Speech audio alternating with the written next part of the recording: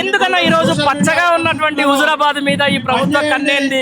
ఇక్కడ ఎందుకు dumping yard తీసుకురావాలనుకుంటే ఎందుకు తీసుకొస్తాడు?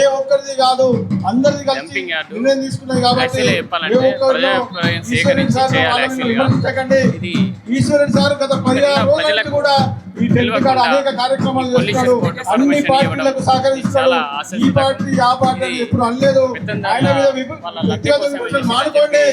ఎందుకంటే చెప్తున్నా మంచి మాట కూడా చెప్తున్నా, ప్రజా నిర్ణయానికి వ్యతిరేకంగా ఎవరు మాట్లాడినా వాళ్ళు హుజురాబాద్ ప్రజల ఎందుకంటే విమర్శలు చేయడం మానుకోండి, డంపింగ్ యార్డ్ ఆపండి మొదలు పెట్టుకోండి. కానీ ఈ విమర్శలు మొదలు పెట్టండి. ఎన్ని రోజులు అన్న ఈ పోరాటం? ఎందుకు అసలు మీ మీద ఇక్కడ తరలించాలని ఎందుకు అనుకుంటున్నారు?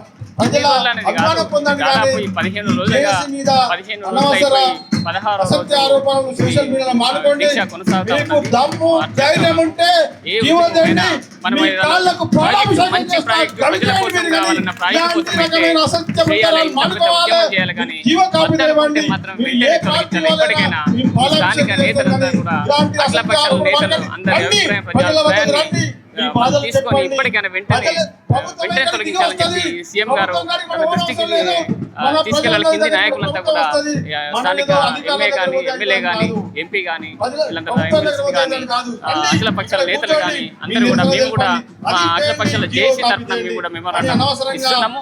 కొంతమంది నాయకులకు ఇచ్చాము, ఇంకా కూడా ఇస్తాము. ఇది వెంటనే తొలగించాలి, ఇంకా కొనసాగించాల్సిన అవసరం లేదు. వాస్తవంగా ఏదైనా ప్రజలకు అవసరం ఉన్నది మాత్రమే చేయాలి. ఇంకా చాలా సమస్యలు ఉన్నాయి ప్రజలకు, ఇక్కడ ప్రాంత ప్రజలకు. వాస్తవంగా అది చేస్తామని కోరుతా ఉన్నాం. డంపింగ్ యార్డ్ బాధ మీకు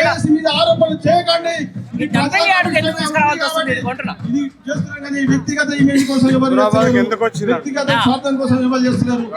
వ్యక్తిగత స్వార్థం లేదు. 2-3 కారణాల చేత ఇక్కడ సెలెక్ట్ చేసినట్టుగా వాళ్ళు చెప్తా ఉన్నారు. ఒకటేమో హైవే ఉంది, ట్రాన్స్పోర్ట్ ఫెసిలిటీ ఉంది అని చెప్పి. రెండవది సింగాపూర్ చెరువు నుంచి వాటర్ తీసుకోవడానికి అనుకూలంగా ఉంది. మూడవది కరీంనగర్ వరంగల్ నుంచి మున్సిపాలిటీ కార్పొరేషన్ నుంచి వచ్చేటువంటి చెత్త కాబట్టి ట్రాన్స్పోర్టేషన్ తక్కువ ఖర్చు అవుతుంది. నాలుగవది గవర్నమెంట్ ల్యాండ్ ఉంది అని చెప్పి. ఈ 4 కారణాల చేత ఇక్కడ సెలెక్ట్ చేసినట్టుగా వాళ్ళు చెప్తా ఉన్నారు.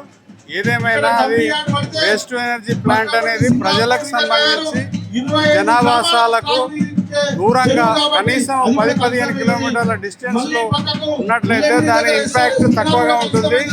కానీ అది వాళ్ళ 1 కిలోమీటర్ రేడియస్ లోనే ఒక 3-4 గ్రామాలు ఉన్నాయి. ఒక 2-3 కిలోమీటర్ల రేడియస్ లో ఒక 10 గ్రామాలు ఉన్నాయి. ఒక 5 కిలోమీటర్ల రేడియస్ లో 15-20 గ్రామాలు ఉన్నాయి. సో ఈ రకంగా ప్రజలకు నష్టం కలిగించేటువంటి వేస్ట్ ఎనర్జీ ప్లాంట్ని ఇక్కడ హుజురాబాద్ లో ఏర్పాటు చేయొద్దని చెప్పి మరి మేమంతా కూడా అఖిలపక్ష కమిటీని ఏర్పాటు చేసి 16 రోజులుగా నిరసన దీక్షలు చేస్తా ఉన్నాం. ఇప్పటికైనా ప్రభుత్వం స్పందించాలని చెప్పి కూడా ఈ సందర్భంగా డిమాండ్ చేస్తాం. ఏం పేరు సార్ మీ పేరు? నా పేరు మల్లారెడ్డి. మల్లారెడ్డి గారు, ఎందుకు ఈ రోజు పచ్చగా ఉన్నటువంటి హుజురాబాద్ లో ఈ రోజు ఈ డంపింగ్ యార్డ్ తీసుకొచ్చే ప్రయత్నం చేస్తా ఉంది గవర్నమెంట్? ఎందుకు డంపింగ్ యార్డ్ ఎందుకు తీసుకురావాలనుకుంటుంది ప్రభుత్వం అంటున్నా?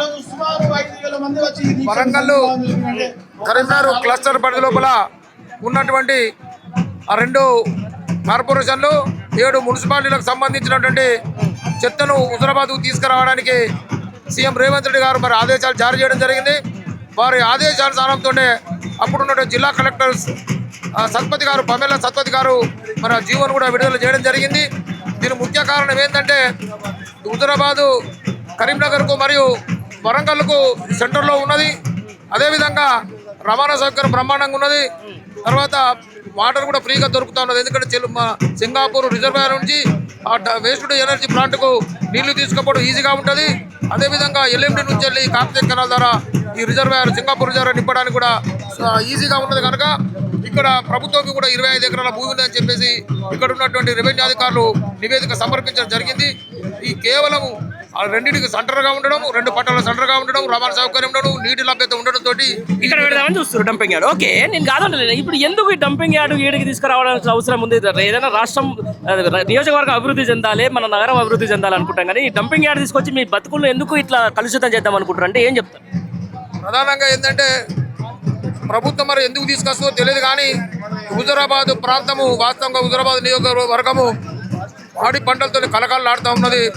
దానికి ప్రధానమైనటువంటి కారణం శ్రీరామ ప్రాజెక్టు, ఎస్ఆర్ఎస్పి ప్రాజెక్టు నీళ్లు కాకతీయ కాలంలో రావడం ఈ ప్రాంతం అంతా ఒక సీడ్ బౌల్డ్గా మారింది. ఇక్కడ మినిమం ఎకరం 50 లక్షల రూపాయలు కూడా చేరింది. ఆ సస్య సామలంతో ఉండడంతో పాటు ఈ ప్రాంతంలో పండించినటువంటి పంటలు మరి వివిధ రాష్ట్రాలకు ఇలా ఎగుమతి చేయడం జరుగుతూ ఉన్నది. అదేవిధంగా ఇక్కడ పండినటువంటి మేల్ ఫీమేల్ పంటలతోటి సీడ్ ఉత్పత్తి చేసి కూడా కనీసం 6 రాష్ట్రాలకు ఈ ప్రాంతం నుంచి వెళ్ళే ఈ సీడ్ ఎగుమతి కూడా మేము చేయడం జరుగుతూ ఉన్నది. సీడ్ బౌల్డ్గా ఉన్నటువంటి ప్రాంతాన్ని మరి నాశనం చేయడానికి ఇది వీల్లేదు. ఎవరు ఏ ప్రభుత్వం తీసుకొచ్చినా ఏ పార్టీ తీసుకొచ్చినా ఇది తప్పే. ఏ పార్టీ తీసుకొచ్చి సహించలేదు. ఈ డంపింగ్ రద్దే వరకు పార్టీలకు అతీతంగా పోరాటం చేయవలసిన అవసరం ఉన్నది. ఈ సందర్భంగా తెలియజేస్తా ఉన్నాను. మీ పేరు ఏం పేరు సార్? సార్ రవీందర్రావు. ఎందుకు సార్ మళ్ళీ ఈ డంపింగ్ యార్డ్ తీసుకొచ్చి మళ్ళీ మీ బతుకులంతా కలుషితం చేద్దామని చూస్తుంది ప్రభుత్వం? ఇది యాక్చువల్గా హుజరాబాద్లో సిరిసపల్లిలో డంపింగ్ యార్డు 80% వేయద్దు. ఇది ఎందుకంటే సారవంతమైన భూములు, అక్కడ మంచి పంట పొలాలు, పశుపక్షాలతో సిరిసపల్లి మంచిగా ఉంటుంది. అది డంపింగ్ యార్డ్ వస్తే చాలా ఇబ్బంది అవుతుంది. హుజరాబాద్ కూడా చాలా ప్రాబ్లం ఉంటుంది. ఎందుకంటే 2 ఉమ్మడి జిల్లాల చెత్త తీసుకొచ్చేస్తే చాలా కష్టంగా ఉంటుంది. డంపింగ్ యార్డ్ ఇక్కడ వెంటనే రద్దు చేయాలని చెప్పేసి 16 రోజులు ఇక్కడ నిరసన దీక్ష చేస్తున్నాము. నేను 12th వార్డ్ కౌన్సిలర్, జేఏసీ మెంబర్ను. ఈరోజు మా ఎమ్మెల్యే గారు దాన్ని 24 hours దీక్ష కూడా చేస్తున్నారు.